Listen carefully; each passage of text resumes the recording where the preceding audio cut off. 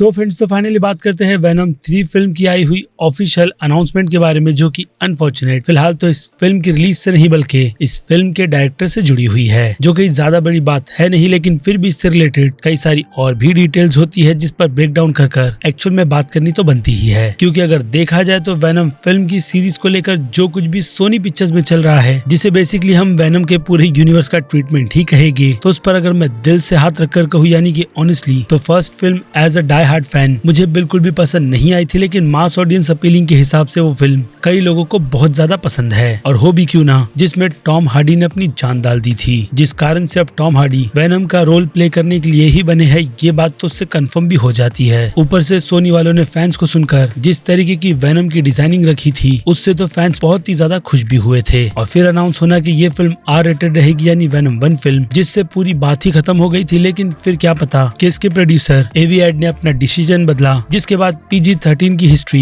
Venom के character के साथ जुड़ी हुई है, जिसकी कंफर्मेशन में एविएड की तरफ से ये बात भी बिल्कुल ही क्लियर तौर पर कर दी गई है कि वेनम का आगे का पूरा यूनिवर्स भी इसी तरीके के PG-13 की कैटेगरी में ही रहेगा, जिसे वो सिर्फ और सिर्फ अपनी ग्रैंड डॉटर को ध्यान में रखकर बना रहे हैं, ताकि वो थिएटर जाकर उस फिल्म को बहुत ही अच्छी तरीके से एंजॉय कर सके। या फिर सिंपली कहूँ, सोनी पिक्चर्स के बनाए गए स्पाइडरमैन के यूनिवर्स को, जिस पर अब भी वो लोग पूरी तरीके से डगमगाए हुए हैं, जहाँ पर कहीं कहीं पर उनका बैलेंस MCU की अच्छी स्टोरी लाइन और डायरेक्टर के चलते बहुत ही अच्छी तरीके से बच भी जाता है। लेकिन फिलहाल तो उस कैटेगरी से जॉन वॉट्स पूरी तरीके से आउट है, जिन्होंने इस प्रोजेक्ट को छोड़ जॉन फेवरेरो के साथ मिलकर स्टार वॉर्स के यूनिवर्स को आगे बढ़ाने की ठान ली है। बाकी और जॉन वॉट्स फ्यूचर में अपने प्रोजेक्ट को लेकर फैंस को कितने ज्यादा सरप्राइज करते हैं, उसके अनाउंसमेंट का तो फिलहाल हमें वेट करना होगा, क्योंकि यहाँ पर बात चल रही है डगमगाए हुए सोनी पिक्चर्स के स्पाइडरमैन के यूनिवर्स की, जिससे अब भी उम्मीद तो बिल्कुल भी तोड़ी नहीं जा सकती, क्योंकि मैडम वेब जैसी फिल्म भी सोनी पिक्चर्स वाले ही बना रहे हैं। ऊपर से उस फिल्म से रिलेटेड जो कई सारी रूमर भी निकल कर आई है, यानी कि एंड्रू गारफील्ड और टॉबी मैगवायर के होने की, उससे तो उस फिल्म को देखने की उम्मीद और भी काफी ज्यादा बढ़ जाती है। बस शर्त ये रहे कि सोनी पिक्चर्स वाले अपना एफर्ट डालकर स्पाइडरमैन का एक ढंग का यूनिवर्स बनाकर लोगों के सामने प्रेजेंट करे, जिस पर अब भी उनकी पकड़, जैसी कि मैंने कहा, उतनी भी ज्यादा स्ट्रॉन्ग नहीं हुई है, जहाँ पर फैंस को जोक के नाम पर मॉर्बियस जैसी फिल्म देखने मिली थी। और हाँ, Venom let there be a carnage भी, जिसके पोस्ट क्रेडिट सीन ने एक समा बांधा था, जिसके बाद वो डिसअपॉइंटमेंट स्पाइडरमैन नो वे होम फिल्म से पूरी तरीके से और भी काफी ज्यादा बढ़ गई थी। यानी टॉम हार्डी का वेनम जहां से निकला था वापस वहीं पर पहुंच गया है, जिनमें अब बन रही है वेनम 3 फिल्म, जिनमें अब क्या कुछ बदल रहा है फिर से और क्या नहीं, चलिए अब उसकी बात करते हैं, लेकिन इस इंट्रो के बाद, जिसके पहले हर बार की तरह बनती है मेरी छोटी सी रिक्वेस्ट, और वो है इस चैनल को सब्सक्राइब, वीडियो को लाइक और शेयर करने की।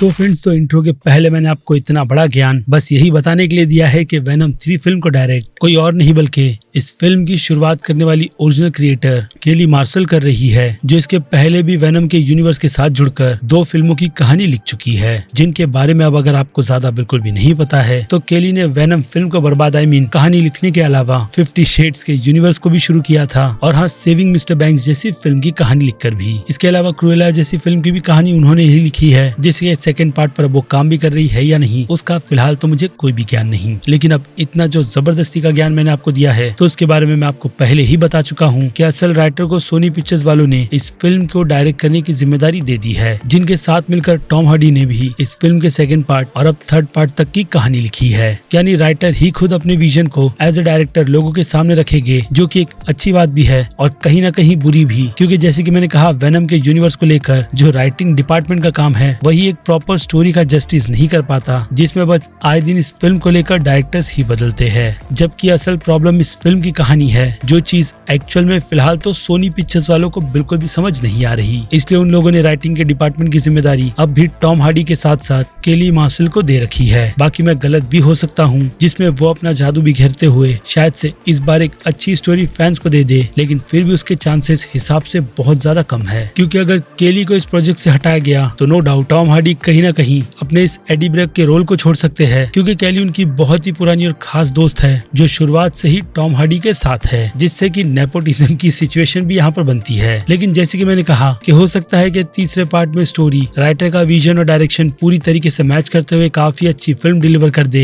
जिसकी अब अगर रिलीज की बात की जाए अगेन रूमर के तौर पर, तो सोनी वालों की तरफ से ऑफिशियली एक रिलीज डेट साल 2024 12 जुलाई की निकल कर आई थी, जिस दिन वो लोग स्पाइडरमैन की एक बड़े प्रोजेक्ट की फिल्म को अनाउंस करेंगे। यानी कि इस रिलीज डेट पर अब तक स्पाइडरमैन की यूनिवर्स की कोई भी बड़ी फिल्म अनाउंस नहीं हुई है। जिसके बाद फिर क्या था, फैंस की तरफ से इस फिल्म की रिलीज डेट पर सीधे टॉम हॉलैंड की स्पाइडरमैन 4 फिल्म को रख दिया गया, या फिर कहो बाकी दूसरे एंड्रयू और टॉबी मैगवायर की स्पाइडरमैन की फिल्म को। जिसके बाद अब ये चीज क्लियर हो जाती है कि असल में ये रिलीज डेट अगेन कहूंगा रूमर के तौर पर वेनम 3 की है, क्योंकि इस फिल्म के डायरेक्टर जो ऑफिशियली अनाउंस हुई है उसी से ये बात साफ हो जाती है। यानी कि उनके राइटिंग का पिच पूरी तरीके से सोनी पिक्चर्स वालों ने अप्रूव कर दिया है, जिसमें अब बचती है इस फिल्म की ऑफिशियल रिलीज डेट और हाँ फिल्म की कास्ट और प्लॉट की थोड़ी सी डिटेल की रूमर, ताकि फैंस को यह अंदाजा हो जाए कि असल में इस फिल्म को लेकर यानी कि वेनम के यूनिवर्स में चल क्या रहा है। क्योंकि फैंस को जो कंटिन्यूटी चाहिए थी वो अनफॉर्चुनेट नो वे होम में बनकर पूरी तरीके से डिस्ट्रॉय हो गई, जिसमें अब भी बड़ा क्वेश्चन सोनी के बनाए गए स्पाइडरमैन के स्पिन ऑफ में यही चल रहा है कि इस यूनिवर्स में सोनी वाले किस स्पाइडरमैन को डालेंगे। जिस पर मुझे लगता है आप भी अपना दिमाग दौड़ाकर कमेंट में कुछ ना कुछ तो लिख ही सकते हैं, क्योंकि जितनी बातों को क्लियर करना था वो मैंने कर दिया है अगेन वेनम और उसकी रिलीज डेट को लेकर। और हाँ छोटी मोटी डिसअपॉइंटमेंट भी जो डाई हार्ड फैंस यानी कि मेरे जैसे फैंस को तो बुरी लगती है, लेकिन उन फैंस को नहीं जो लोग टॉम हार्डी के यूनिवर्स और उनकी फिल्म को एंजॉय करते हैं। जिसमें मैं अब भी कहूंगा कि टॉम हार्डी एक परफेक्ट वेनम है, यानी कि एडी ब्रॉक, जिन्हें अनफॉर्चुनेट सही तरीके से सोनी पिक्चर्स वाले यूज नहीं कर रहे। ऊपर से स्पाइडरमैन भी इस कंटिन्यूटी में एक क्या दूसरा पार्ट बनने तक भी हमें नजर नहीं आया, जिसके लिए अब फैंस को और कितना लंबा इंतजार करना होगा उसका अंदाजा तो खुद सोनी पिक्चर्स वालों को होगा। या फिर हो सकता है कि मैडम वेब जैसी फिल्म फैंस के वो सारे के सारे डाउट को क्लियर कर दे, जिन्हें लेकर कमेंट सेक्शन में कमेंट तो बनता ही है। क्योंकि अब वक्त है इस वीडियो को यहीं पर खत्म करने का। बाकी मैं हूँ अजीज, आप देख रहे थे मूवी स्टॉक चैनल, जिसे अगर आपने अभी तक सब्सक्राइब नहीं किया है तो सब्सक्राइब कर लीजिए और बगल में बने हुए बेल आइकन के साथ साथ नोटिफिकेशन को भी ऑल पर क्लिक कर दीजिएगा। बाकी अब मैं मिलूंगा जल्दी आपसे दूसरी किसी वीडियो में किसी और फिल्म या फिर किसी और सीरीज के टॉपिक पर बात करते हुए। तब तक के लिए आप मेरे चैनल के बाकी दूसरे वीडियोस को भी एंजॉय कीजिए। Till then